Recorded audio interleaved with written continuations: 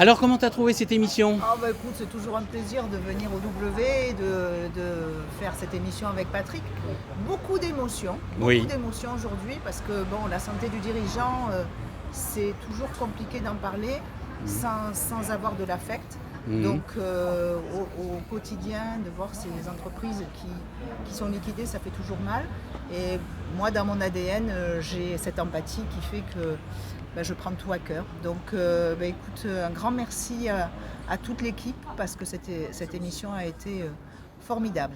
Merci, alors à bientôt. À bientôt. Écoute, Richard, ça a été une émission pleine de rebondissements et qui m'a renvoyé à un passé proche. Ouais. Qui était assez douloureux, donc, mais finalement ça a été comme on va dire une thérapie. Une thérapie, ouais, tout à fait. Donc j'ai trouvé un Patrick en grande forme, une Martine que ça fait longtemps que je ne l'avais pas vue avec ce Covid, et puis basé sur des échanges constructifs. Donc pour moi ça a été une très bonne émission, je reviendrai avec plaisir.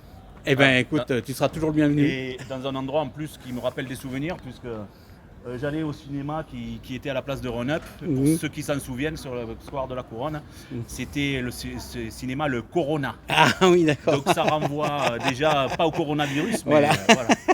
Allez, merci. À bientôt. Je suis très embêté, mesdames et messieurs, parce que Alain Moulin n'est pas là. Alors, est-ce que vous l'avez vu traîner quelque part à gauche, à droite? Est-ce que vous l'avez vu? Mais si, Patrick, je suis là.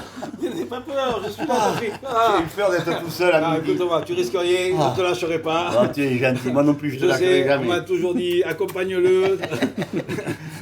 Et en plus, je sais que les maisons de retraite, c'est difficile en ce moment. C'est pas Donc, facile. je viens te chercher, je te gentil. ramène. Ne t'inquiète Ça pas. m'a fait vraiment beaucoup. Patrick, ne t'inquiète pas. Beaucoup Au de fait, peine. Patrick, Oui. on reçoit quelqu'un aujourd'hui? Alors, nous recevons 2 personnes, Ah, ça change. D'habitude, il y en a qu'une. un homme Deux, oui. et une femme. Ça, c'est bien. Alors, la femme, tu la connais? Non. On n'a pas invité. Martine. Martine. C'est pas ça? Oui, après. Ah, mais je sais plus. Martine, Martine. Tibérino, Tibérino, voilà. Champ. 3 noms. Ouais, oui. Martine, Tibérino, Champ. Et le monsieur, savais. je le sais, Jamori, Jamori, Bénard. Bénard. Ah ben tu vois, Je pense que c'est Bénard. j'avais la base. Je n'ai jamais su son nom. Enfin, vous allez les rencontrer tout de suite. On y va? Bon, mais écoute, on y va. Hein. Allez, et après, pense hein, Oui, à j'y la vais. maison, hein, à la maison, à la maison de retraite. Allez.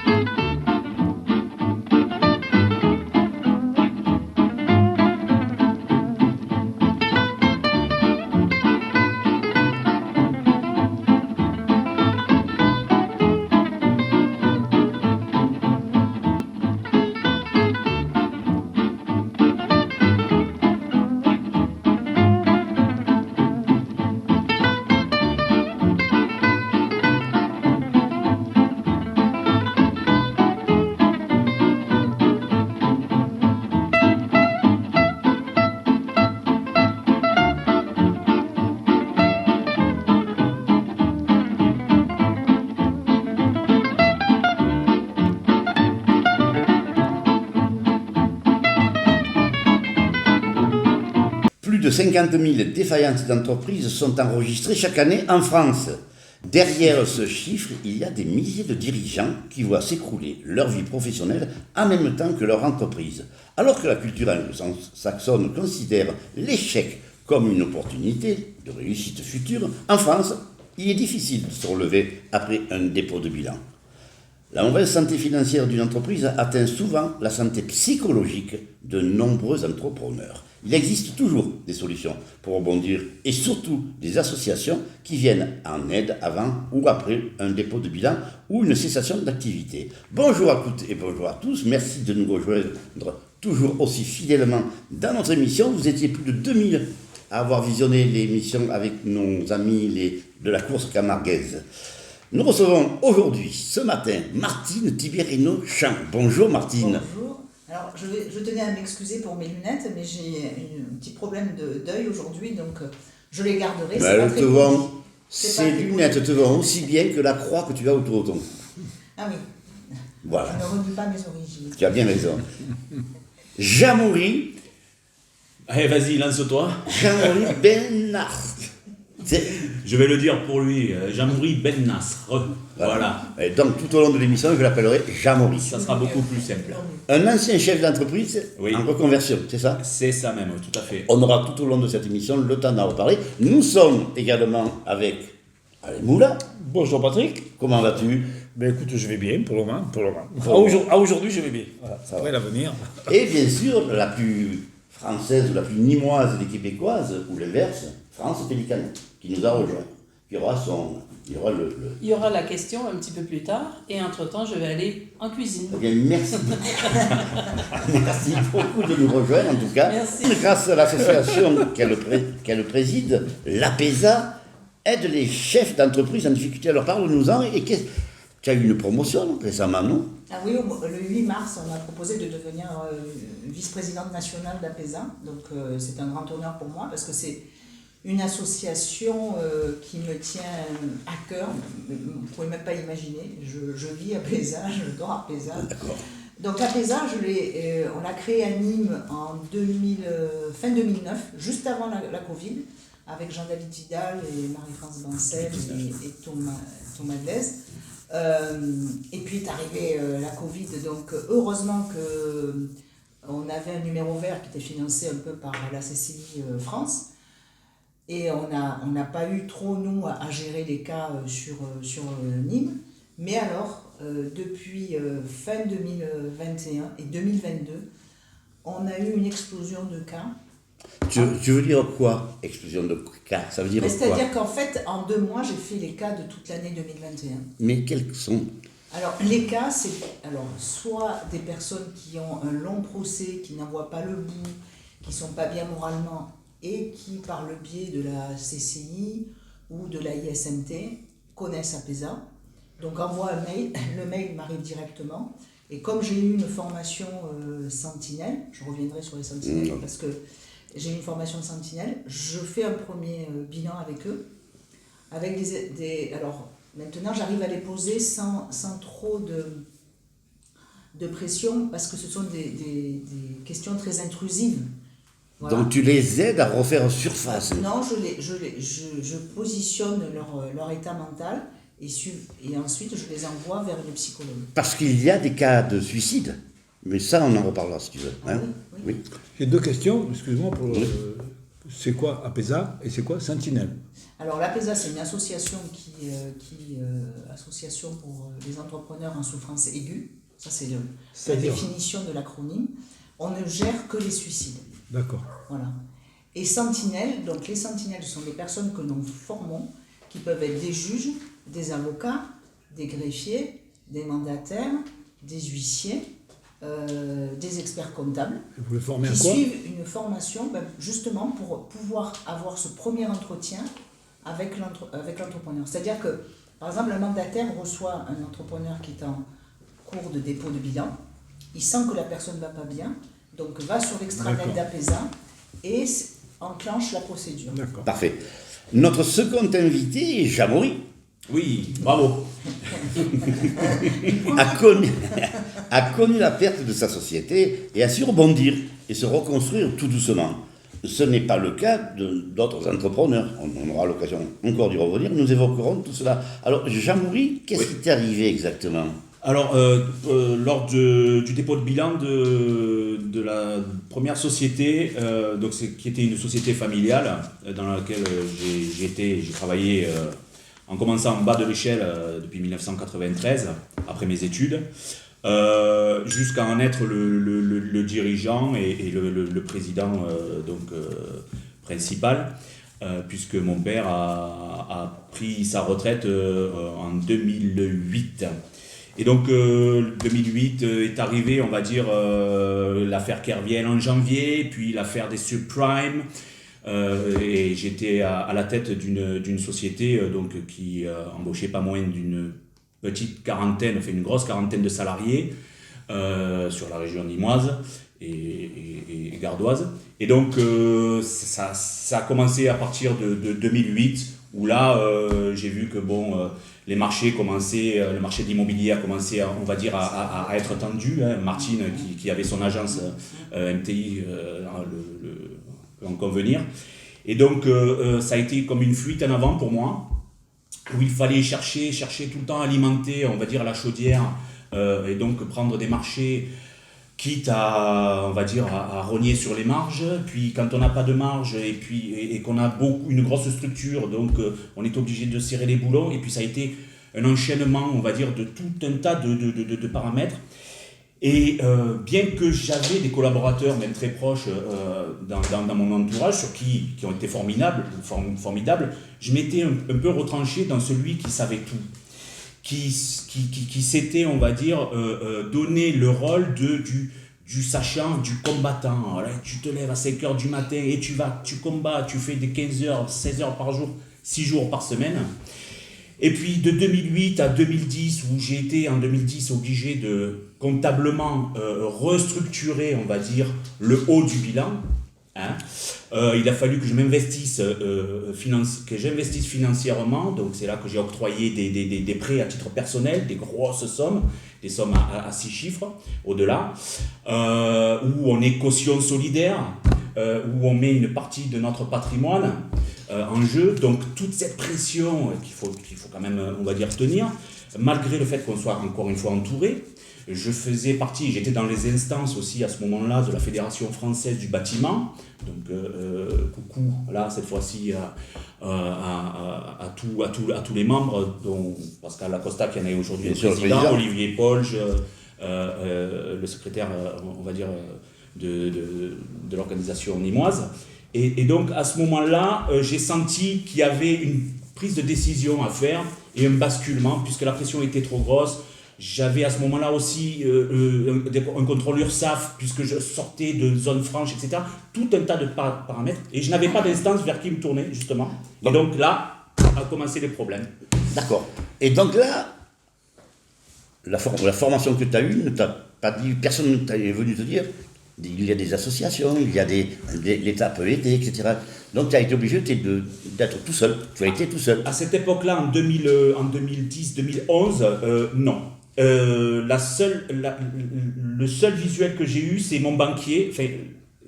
C'est mon banquier qui m'a dit il faut que tu investisses pour épurer ton bilan et ton haut de bilan. C'est le seul. Donc c'est là où ton association, APESA, intervient normalement. Alors, avant APESA, on a Maroc qui peut intervenir.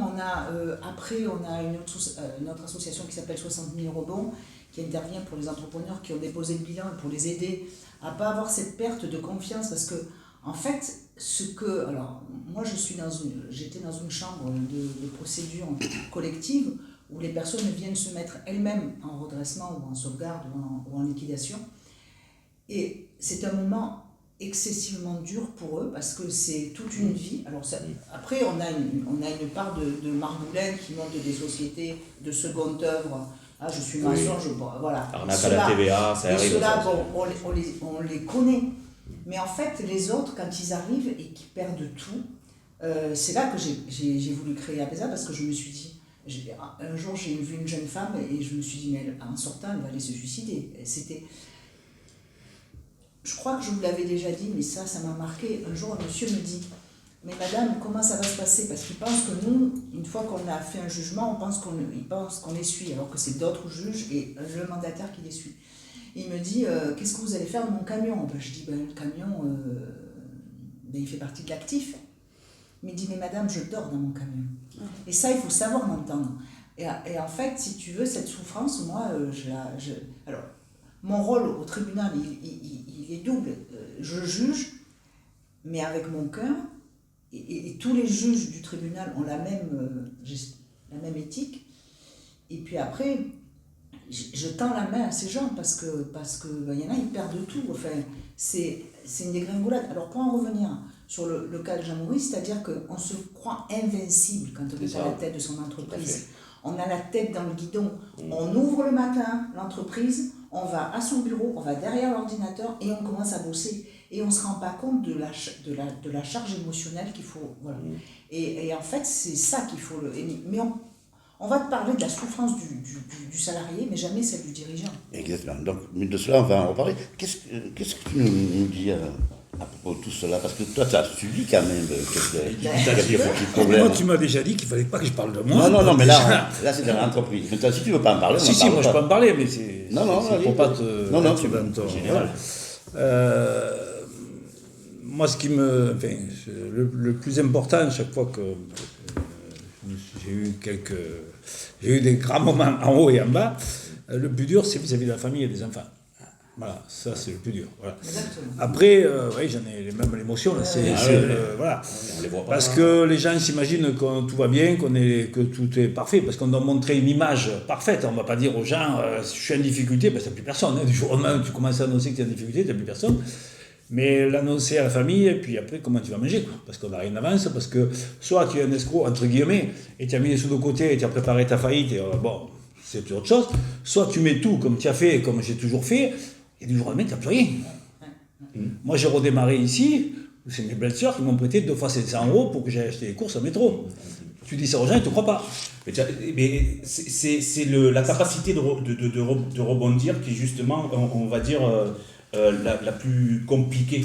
Parce que toi, tu as rebondi, tu as su quelque part rebondir parce que tu as un réseau, parce que tu t'es mouvé, et très peu de gens ont cette capacité-là. Justement, alors ça tombe bien parce que vous savez qu'il y a la question de France. Et la question de France est d'actualité de ce qui se passe actuellement. Nous recevons France pour sa question générique.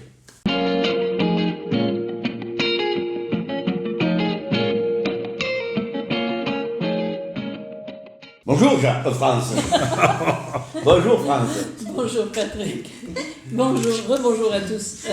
Oui, ma question est pertinente à ce moment de l'émission parce que je me disais que dans la plupart ou beaucoup d'entreprises, il n'y a pas que la tête dirigeante, il y a souvent l'épouse, la conjointe, le conjoint, les enfants qui eux aussi participent à bâtir cette entreprise. Et lorsqu'arrivent on peut dire des catastrophes comme celle-là, eux aussi subissent. Alors comment on fait justement pour garder le noyau familial, garder le couple serein quand tout est entremêlé? C'est sûrement difficile.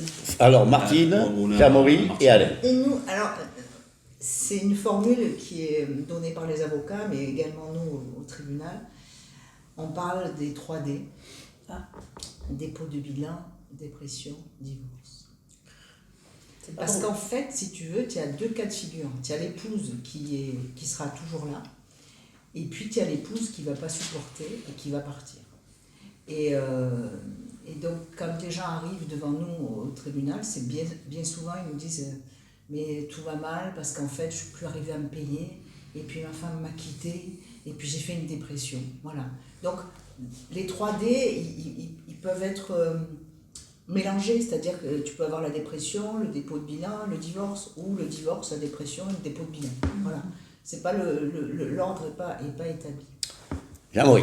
Oui, c'est une question très pertinente parce que l'entourage fait partie de l'équilibre. Et sans un bon entourage, alors c'est l'époux, c'est l'épouse, enfin c'est l'entourage, parce que les entrepreneurs c'est au féminin, donc au masculin. Sans un bon entourage, on est déséquilibré et là on chute. Moi j'ai eu la chance déjà d'avoir une épouse qui m'a fait comprendre à un moment donné que j'avais des limites et que j'étais en train de les atteindre. De par mon stress, l'anxiété, et parce que la famille c'est comme un buvard quelque part, ça ressent les émotions même s'il y a du non-dit. Et moi j'étais notamment exténué mentalement, mais j'étais aussi très irritable, donc je le faisais ressentir autour de moi avec de l'énervement, etc. Donc j'ai eu la chance d'avoir une épouse qui à un moment donné m'a dit écoute, il y a des ultimatums, c'est nous ou c'est l'entreprise. Et c'est pour ta santé aussi. Donc j'ai pu, on va dire, me remettre en état de me reprogrammer et de faire cet acte de gestion, c'est-à-dire dans ma tête déjà, de dire l'acte de gestion est pour mon bien-être familial, pour moi, pour ma santé et pour mon entourage, c'est qu'il faut que je procède à la liquidation de mon entreprise. Parfait. Donc c'est une émission à cœur ouvert. À cœur ouvert, mais qui nous fait il y a des moments, rien que d'en parler, moi j'ai la chair de poule, tu vois. Donc Alain, si tu veux dire quelque chose, moi je suis assez ému de tout ce qui vient d'être dit. Je dirais que j'ai de l'expérience malheureusement, mais l'expérience c'est la somme des bêtises. Je dirais qu'au niveau vie privée, c'est déjà que le couple va mal et le fait qu'après, quand le couple va bien, si on arrive au moment où il va bien, hop, c'est voilà. Et quand tu as l'entreprise, le problème qu'il y a, c'est que soit tu écoutes tout ton entourage, mais tu es un chef d'entreprise, tu n'es pas un chef d'entreprise, soit tu les écoutes pas, et le jour où tu te plantes, on te l'avait dit. Et ça, c'est difficile aussi. C'est propre aux Français. Ça, c'est difficile. Français, je sais pas. Et puis l'erreur, tu n'y as pas droit en France. Voilà. Alors qu'au contraire, c'est une expérience que tu grandis. Dans ces moments-là, soit tu pars au suicide, soit tu grandis. Voilà. Et moi, je suis dans ma 49e année, j'ai eu des très grands moments, comme Tony me le sait, et puis des très, très grands moments en bas et en haut. Mais chaque fois, ça m'a fait grandir. Donc, je ne peux pas dire que c'est des moments très difficiles parce que tu ne peux pas te perdre en personne. Le chef d'entreprise, c'est tout seul. Je vais juste ajouter une petite chose pour conclure et une dernière petite phrase. Justement, ce que je décèle là, c'est que le chef d'entreprise peut-être peut s'aider en faisant valoir à ses proches comme quoi il n'est pas le seul qui mène le bateau. Non. C'est une équipe. Alors, c'est pas ça m'arrive à moi, c'est ça nous arrive à nous et on va essayer de traverser ensemble. Mais dans les difficultés, on est seul. Tu es seul. Ouais, bon, donc on va essayer d'avancer. Pardonnez-moi, on va essayer d'avancer. Merci Franck. Merci Franck. Et c'est un message d'espoir qu'il faut envoyer quand même. On est d'accord. L'espoir, ta réussite. Toi, Jean-Maurice, tu es en reconstruction, c'est-à-dire que tu... Oui. Explique-nous ce qui se passe, et ensuite on te donnera la parole, Martine. Disons qu'à partir du moment où la décision, moi, pour ma part, c'est mon expérience, tu as parlé de faillite. Il ne faut pas oublier que le failli, pendant des siècles et des siècles en France, ça a été celui qui a été à la risée de tout le monde. Dans une cage. Il était au XVIIIe siècle. Il était presque mis au pilori sur la place publique. C'était, le failli ne pouvait pas rebondir. Alors qu'aujourd'hui, moi, je me souviens que pour avoir visité Lyon, avoir beaucoup traboulé dans les rues de Lyon, il y a un coin de rue dans lequel tu as une cage où on mettait le failli. C'est celui qui avait fait faillite pour l'exposer pendant toute une journée. Donc, autrement, dans l'esprit anglo-saxon, celui qui n'a pas failli, qui n'a pas connu cette faillite, n'a pas réussi en fait. Donc c'est deux esprits différents. Donc moi pour ma part, une fois que je m'étais mis dans ce logiciel, c'est parce qu'en plus c'était pas une société que j'avais créée, on va dire. C'est ton père, c'est encore plus traumatisant, c'est-à-dire émigré, qui est venu, qui a construit, qui s'est démené, etc. On peut dire quelque chose aussi, Jean-Marie, pardonne-moi. Oui. Tu es un enfant de la ZUP, n'oublions pas que tu sors de la ZUP. Oui, alors je sais pas si ça rentre en ligne de compte. Moi aussi. Non mais je veux dire que c'est bien, tu es arrivé à sortir. Pas de fils de riche. Nos familles se connaissaient en plus. Maintenant c'était Birino. Parce que mon papa vendait du matériel électrique et son papa était électricité. Donc voilà. Donc, oui, c'est-à-dire qu'en plus de ça, tu as une certaine réussite sociale quand tes parents sortent entre guillemets, d'un quartier populaire. Donc la société qui m'avait confié, je ne vais pas me flageller, mais on apprend, on va dire, de ses erreurs, comme tu as dit. Et puis j'ai su rebondir, remettre une société sur une raille, redonner le goût de l'entrepreneuriat à mes collaborateurs proches, parce que vu que tu es au tribunal de commerce, j'ai fait en sorte que d'autres lancent leur propre affaire pour que derrière je puisse m'y intercaler aussi.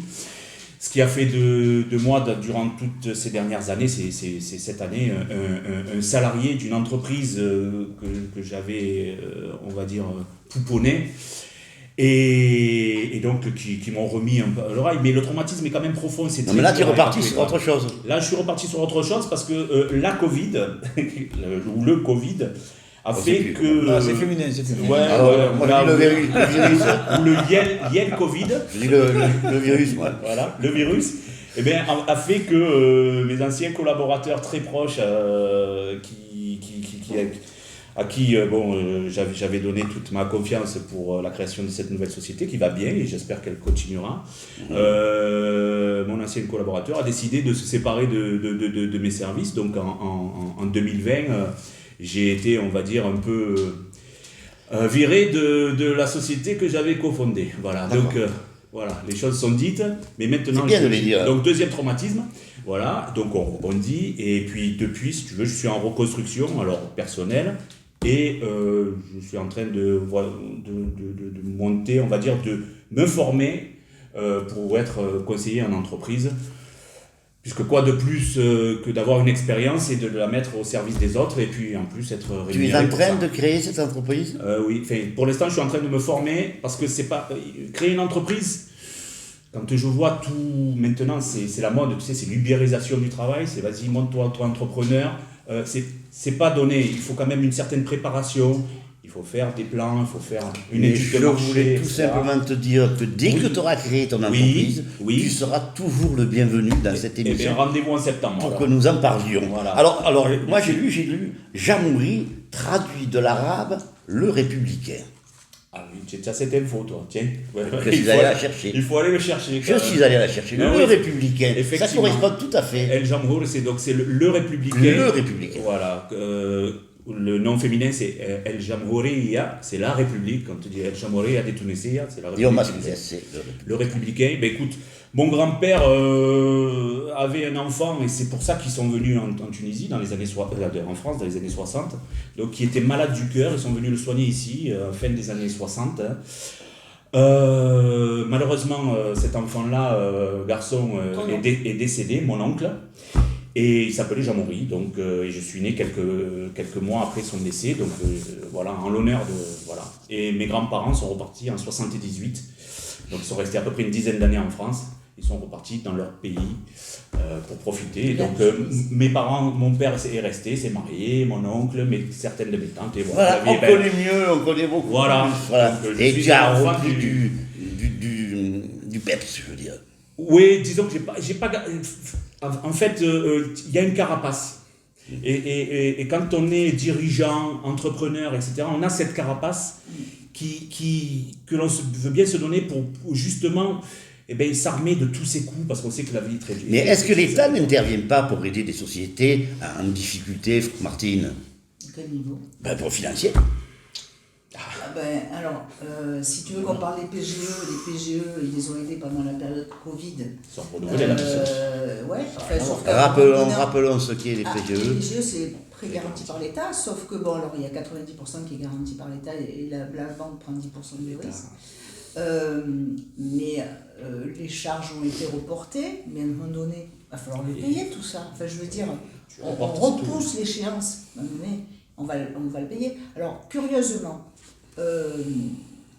la Covid a eu un effet bénéfique sur certaines entreprises parce qu'on a moins 50% de dépôt de bilan en 2021.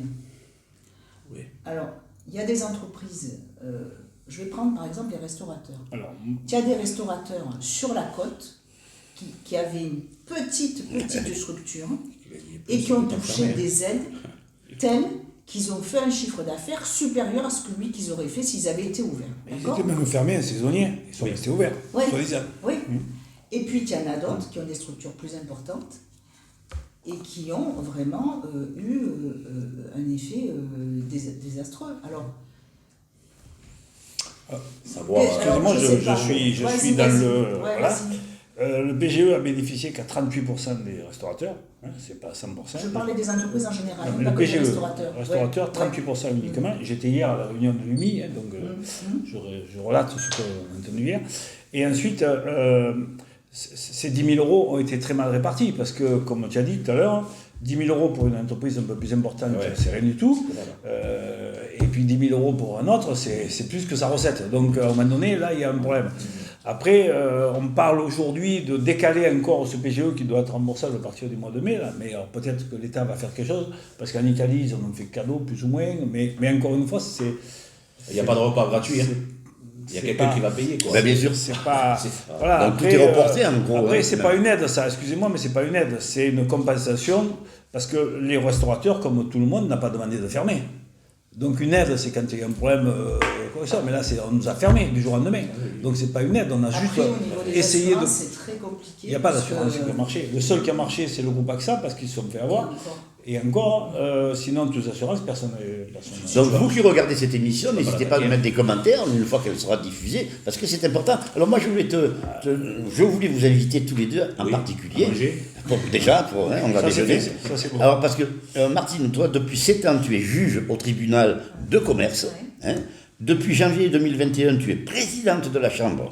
C'est ça ? Une présidente d'une chambre. D'une chambre. Mise en état, oui. Voilà, tu es, et c'est la raison pour laquelle notre invité, présidente de l'APESA. On va mettre le logo de l'APESA sur notre... parce que c'est important.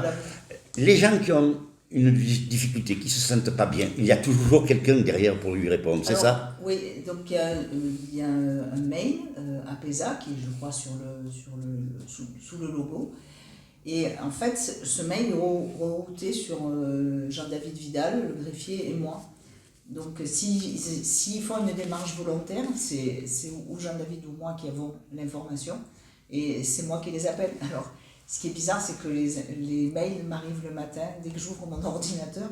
Donc je fais souvent des sentinelles, j'en ai fait à 7h du matin.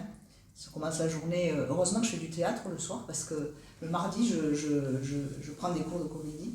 Et c'est un échappatoire, parce que c'est quand même... dur. C'est très dur. L'autre fois, j'étais au tribunal et j'étais en audience, et le président m'appelle et me dit dès que tu as fini ton audience, tu viens. Et j'ai été obligée de traiter un monsieur face à face. C'est la première fois que ça m'arrivait de le faire en face à face. Il avait tenté de suicider 2 jours avant. Son épouse n'était pas au courant de ses problèmes. Les découvrait. Et en fait, on était tous masqués. Et elle avait les larmes, je voyais les larmes qui coulaient. Lui, il était shooté avec les médicaments qu'on lui avait donnés, parce que c'était les gendarmeries qui l'avaient... Et qu'est-ce que vous lui avez apporté ? Donc je lui ai parlé, et puis à un moment donné, on était...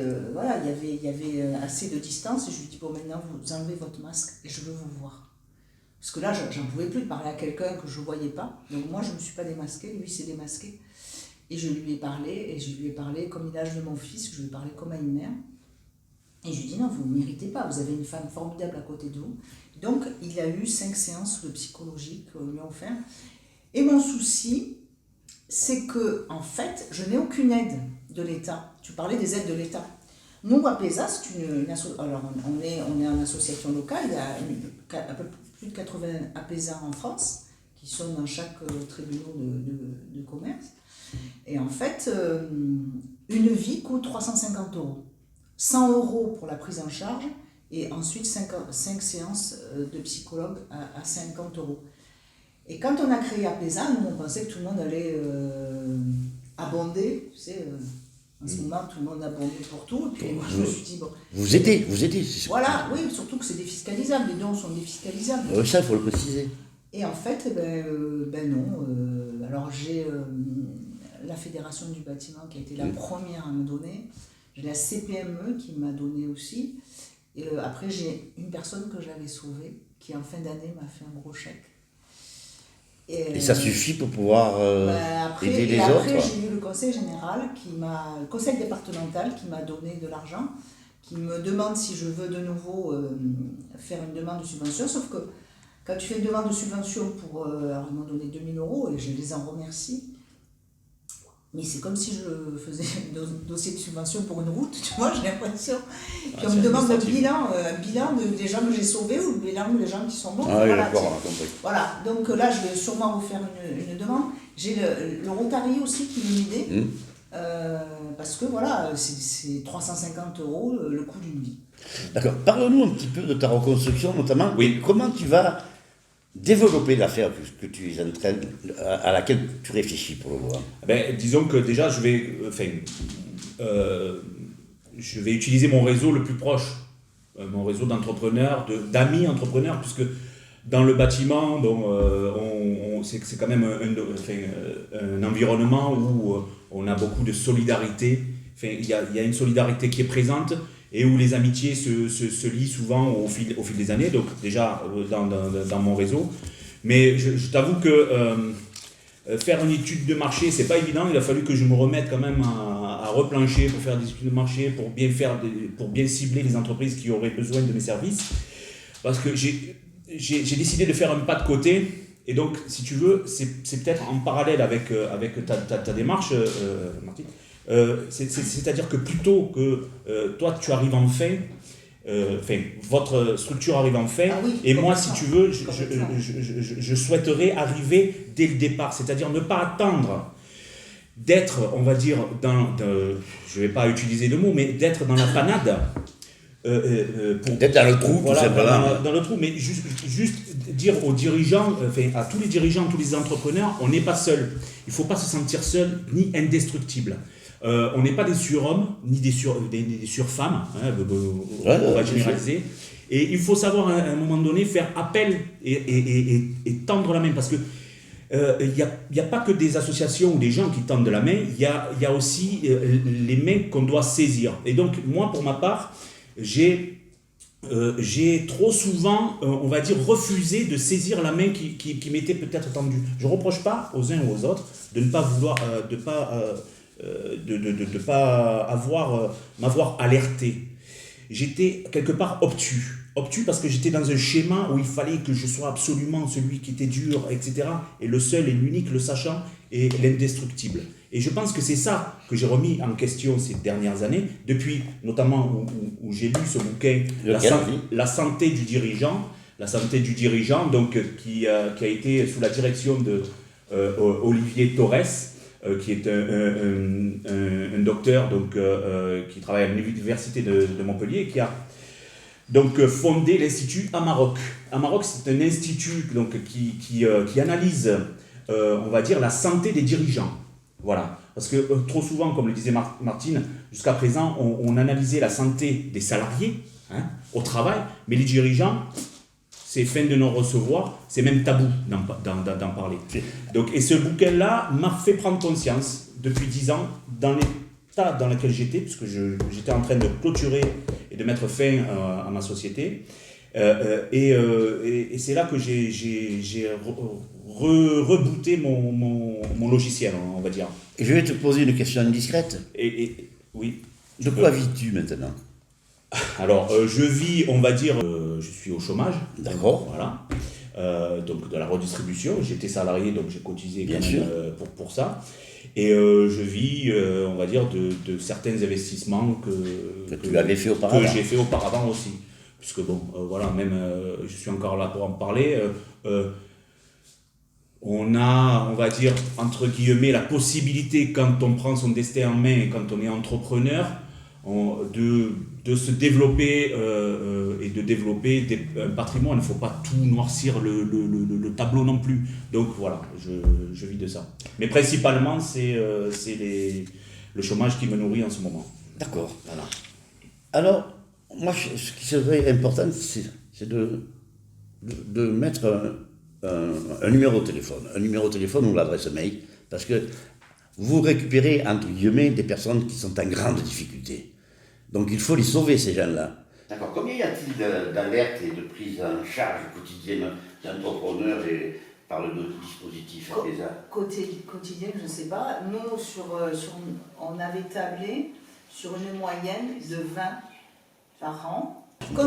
Contrairement à ce qu'on pourrait croire, les femmes sont moins touchées que les hommes par le dépôt de bilan. Donc ce qui veut dire que les femmes sont plus fortes que les hommes. Non, c'est pas qu'elles sont. Je pense que c'est dans notre civilisation. Les hommes sont les guerriers, ils ramènent à manger, et les femmes, elles ne sont pas dans ce schéma.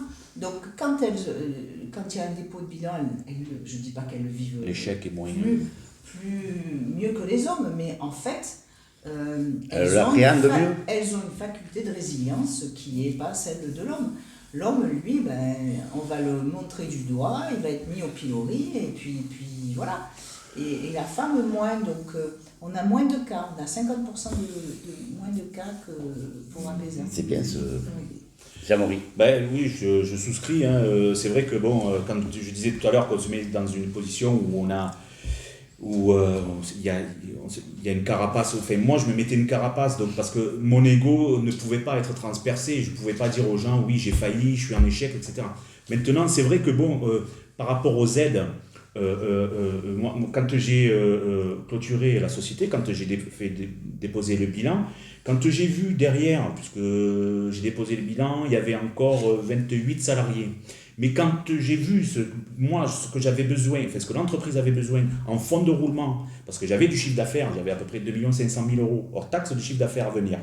Donc j'avais un carnet de commandes. Sauf que, si tu veux, je ne pouvais plus le financer. J'avais pas assez de... J'étais mal noté. Grosso modo, j'étais mal noté. Mais j'avais besoin d'avance de trésorerie pour pouvoir, on va dire, continuer. Bon. L'ASFAC ne m'a pas aidé. Bon, l'ASFAC, c'est une entreprise, une assurance, on va dire. Il n'y a pas que l'ASFAC, mais bon, entre autres. Et donc, si tu veux, j'avais besoin d'à peu près 300 000 € pour pouvoir franchir un autre palier. Et je n'ai pas pu parce que j'étais en cessation complète de paiement. Donc, c'est pour ça que j'ai déposé le bilan. Mais quand j'ai vu après derrière tout le pognon, comme dirait l'autre, que je n'apprécie pas forcément, le pognon de dingue, qui a été, on va dire, donné pour faire ce qu'on appelle un coussin social vis-à-vis des 28 employés, parce que moi j'ai rien eu, je pouvais pas rien avoir, donc c'est seul, tu te démerdes après, tu te démerdes avec tes créanciers, tu te démerdes pour les gens qui te toc, la banque, les machins, tu vois, tu es obligé de tout payer.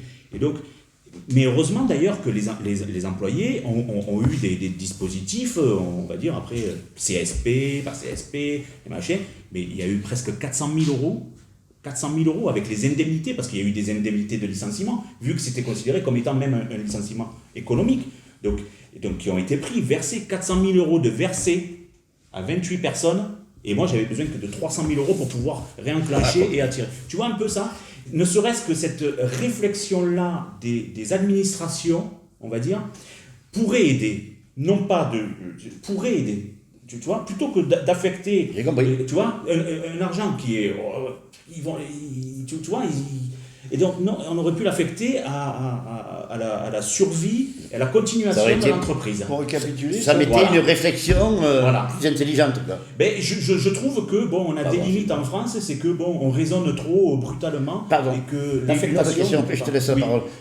Mais les banques m'ont pas suivi, elles m'ont plutôt enterré personnellement. Et j'apprécie pas trop les banques. Entre nous, je dirais pas. Et il y a eu ce passage au tribunal quand même également. Alors, comment vous l'avez vécu ? Alors, moi, le tribunal de commerce, ça faisait déjà 1 an que j'y allais, puisque j'avais un mandataire, un administrateur, pardon. Et comme j'étais en redressement, et puis ça a été, moi je l'ai vécu, un soulagement. Sur le moment, je l'ai très mal vécu. Mais après, ça a été comme une pression qui s'est évacuée. Je suis passé par des phases où le mois d'après, ça a été un relâchement. Puis après, je suis monté. Merci, hein. Puis après, je suis redescendu. Donc, il y a des gens qui nous disent il faut merci. Surtout. Moi, j'ai pas dit merci. Il faut surtout faire un témoignage. Je pense que délivrer un témoignage d'avenir. Un soulagement. On peut pas quand même. Parce que toi. Moi, je l'ai vécu comme un soulagement. Voilà. Mais maintenant, le message que tu pourrais passer. On peut rebondir toujours. Et on peut toujours rebondir. C'est un message d'espoir qu'il faut envoyer. Ah ben moi je dis pas aux gens au contraire, il faut entreprendre, faut continuer, faut pas s'arrêter sur un échec et au contraire trouver des opportunités dans tous les échecs et voir les échecs comme étant des opportunités pour pouvoir rebondir et se relever. Donc voilà, la vie continue, show must go on. En gros, ce que tu regrettes, c'est que les 300 ou 400 000 qu'on a mis aux salariés, oui. On l'aurait mis dans l'entreprise, on aurait conservé les salaires des employés et en même temps gardé une entreprise. Réflexion intelligente. intelligente. De tout mettre par terre et de ces 400 000 qui ont servi à rien, parce que dans tous les cas, tu aurais pu les payer toi à travailler plutôt que d'être au chômage. Oui, après je dis pas que, on va dire, l'entreprise aurait été pérenne ou quoi que ce soit. Mais c'est peut-être pas le rôle du tribunal. C'est une analyse qu'il faudrait avoir. C'est une analyse qu'il faudrait avoir. Après, quand la machine est lancée, c'est compliqué de... Tu sais, les mandataires et puis ceux qui procèdent à la liquidation, les liquidateurs, c'est comme les pharmacies actuellement et puis les big pharma, ils se sont gavés là, depuis 10 ans ils se gavent. Ouais. Enfin, donc il te faut avoir un sacré moral, Martine, pour pouvoir et ne pas amener tout cela à ton domicile. Parce que subir tout cela toute la journée, c'est quand même difficile pour toi, je suppose. Quand j'ai à traiter un cas, oui, je le vis pas bien. Alors maintenant, j'arrive un peu c'est horrible, hein, mais j'arrive un peu à me détacher. Mais c'est mes petits collègues du théâtre, qui peuvent être mes enfants, le mardi quand j'arrive, c'est le mardi soir, je leur dis j'ai pas eu une bonne journée, et en fait, ça me permet de décompresser. Et voilà. Tu fais du théâtre, où est-ce que tu le fais, ce théâtre? Je fais à la Comédie de Nîmes. Ah oui. Chez Arnaud Marx. Bien sûr. Je vous invite à y aller. Oui, et puis lorsqu'il va y avoir une représentation bientôt, parce que toutes les années vous faites une représentation. Là, ça se fait au mois de juin. Au mois de juin, oui. C'est ça. Toi, tu peux aller faire du théâtre. J'en ai fait. J'en ai fait, ça m'a permis, on va dire, de développer mon sens de la communication. Mais moi, je voulais vraiment te saluer, parce que tout à l'heure, ce n'était pas péjoratif ce que je disais. Par rapport. Tu es un enfant de la ZUP. Oui. Je voulais dire. Non, on le revendique. Hein. Ah non, mais au contraire, tu peux, parce que moi je te connais bien, et puis toi aussi je te connais bien. Mais Patrick, pour nous, c'est pas péjoratif être un enfant de la ZUP. Au contraire. Un jour, il y a quelqu'un sur Nîmes qui a parlé de moi et qui en disant de toute façon, elle sort de la ZUP. Mais oui, mais je suis ravie. J'étais au collège à Condorcet, et voilà, voilà. Moi, je connais la rue Bachalas. C'est un quartier de Nîmes. C'est le quartier de Nîmes. Ouais. Voilà. Bien, alors, vous êtes rendu compte que Jérôme Puech n'était pas avec nous, que Sébastien Seignoret n'était pas avec nous aujourd'hui. La semaine prochaine, nous serons en repos, nous serons en vacances. Vous avez bien raison. Nous partons un petit peu en vacances parce que nous sommes un petit peu usés. Enfin, moi, je voulais... Est-ce que tu as quelque chose à rajouter sur tout ça? Je ne peux pas me permettre, parce que je suis pas habilité, mais je voudrais parler au nom des cafetiers restaurateurs. On a quand même abîmé notre image, parce que vous avez été subventionné. Non, on n'a pas été subventionné. On n'a rien demandé à personne, on n'a pas fermé. On nous a, c'est vrai qu'au niveau des salariés, tant mieux, ils ont été aidés. Nous, on nous a donné, mais on n'a pas demandé à fermer, donc on nous a à peine aidés. Après, deuxièmement, on nous a fait des PGE, comme tu dis, mais il faut les rembourser. La marge dans la restauration, il faut arrêter de rêver. C'est entre 5-7 points, les 6 points, 4 points, les bons 10 points. Le crédit représente 5 points. On fait comment maintenant pour rembourser? Je ne parle pas pour moi, je n'ai pas eu de PGE. Mais comment il faut maintenant pour faire? Donc, je veux dire, il faut arrêter parce qu'on a sali notre image. Oui, vous êtes des nantis, on vous a aidé. Non, on ne vous a pas aidé. Je veux dire, c'est une catastrophe. Je sais pas, parce que moi, j'ai pas entendu ce genre de réflexion. Ah, mais il y a des clients, vous avez de la chance, vous avez été aidé. Ouais, les clients, vous, voilà. C'est peut-être parce que vous nous, avez on est plus confrontés aux difficultés. Je ne suis pas là pour me plaindre, on est dans un pays qui a été aidé beaucoup plus que d'autres, mais il faut arrêter de... Parfois trop. Je trouve qu'aujourd'hui, et en plus, il faut arrêter, la main-d'œuvre, on n'a plus de main-d'œuvre, on n'a plus d'employés, on n'a plus rien, ils ne veulent plus travailler. Donc il faudrait reconstituer, maintenant qu'on nous aide à reconstituer des apprentis, des vrais, qui viennent, parce qu'il y en a 10 par jour, mais qui ne veulent pas travailler. Il y a un vrai problème. D'accord ? Il y a un problème dans ce métier quand même, il ne faut pas rêver. Attention, ce métier, je l'adore, vous le savez, je le fais 7 sur 7, et je m'éclate dans ce métier 49 ans après. Mais il y a des gros problèmes dans ce métier qu'il faudra traiter quand même, parce que... Et que fais-tu en parallèle pour pouvoir t'aider, justement ? Tu peux nous en parler quand même. Moi, je fais un peu comme Amaury. Moi, j'ai passé une maîtrise en hypnose directionnelle en PNL, qui permet de relativiser. J'accompagne des personnes. D'accord. J'accompagne des personnes qui sont en difficulté. Et puis moi, j'ai une grosse résilience, un peu, excusez-moi, comme les femmes, parce que je suis habitué à être très haut et à être très bas.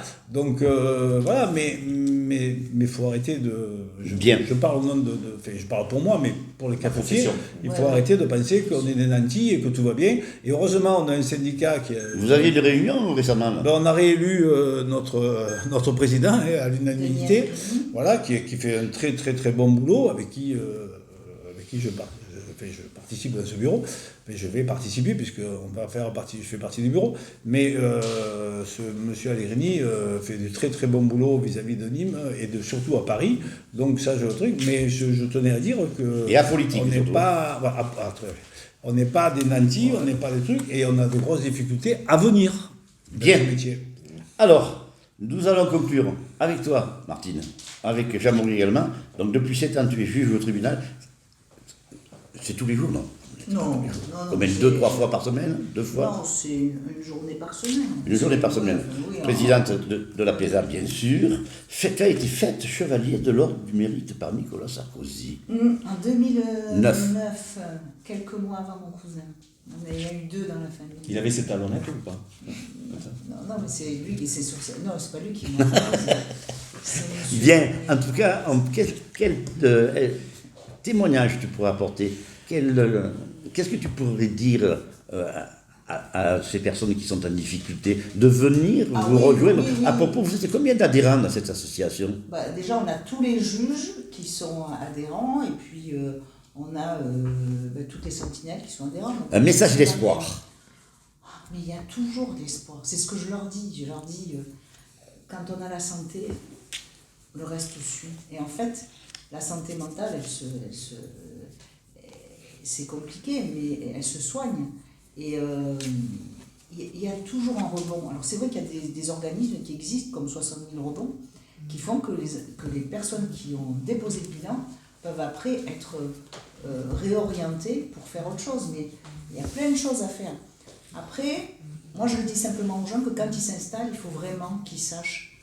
Tu vois, tu fais un business plan, mais en France c'est tellement facile de s'installer à son compte qu'il faudrait presque un permis pour s'installer, parce que savoir gérer, ça c'est pas donné à tout le monde. Voilà. Merci Martine Tivireno d'être venue dans l'émission. Merci de m'avoir invité. Avec plaisir. Toi aussi, Jean-Marie Splat, c'est une première. Nous nous connaissions à l'époque de la radio. C'est toujours un plaisir de te revoir. Et puis, oui, c'est vrai que c'est une première. Donc, que dire? Il y a beaucoup de choses à dire. C'est un sujet, il faudrait plusieurs émissions pour pouvoir vraiment en parler. On ne naît pas entrepreneur, on le devient. C'est des choses qui s'apprennent avec le temps, avec l'expérience. Rebondir, c'est des mots qui paraissent comme ça faciles, mais c'est pas du tout évident. Donc si moi j'avais des conseils, de ma petite expérience à donner, c'est à tous ceux qui s'engagent, qui se lèvent le matin, pour qu'ils soient entrepreneurs ou pas, d'ailleurs, parce que c'est pas, il faut pas forcément avoir un numéro de ciré pour être entrepreneur. Une mère de famille qui va amener ses enfants à l'école et qui va faire tout le reste, elle entreprend aussi. Donc moi je dirais surtout, il faut pas hésiter à demander de l'aide ou à questionner et ne pas rester seul. S'ouvrir aux autres et ne pas rester seul. Voilà, c'est le conseil. Allez, Moula.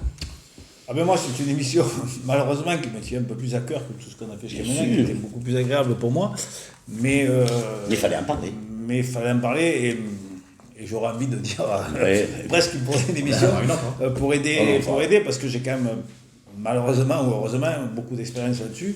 Et je trouve qu'on pourrait changer quelques petites choses qui amélioreraient la vie de pas toutes, parce qu'il y en a certaines qui sont méritées et d'autres pas d'autres. Oui. Voilà. Mais il faudrait qu'il y ait plus de personnes qui ont subi ça pour en parler avec ceux qui jugent, plutôt que de... Merci Alain. Donc on salue nos amis Jérôme et Sébastien. Je voulais remercier France Pellicano de sa collaboration toujours très étroite, de ses photos, de sa question. Merci à Richard Raveau, notre réalisateur. À très bientôt. Merci à vous de nous suivre. À très bientôt. Bye bye et restez-nous fidèles. Au revoir.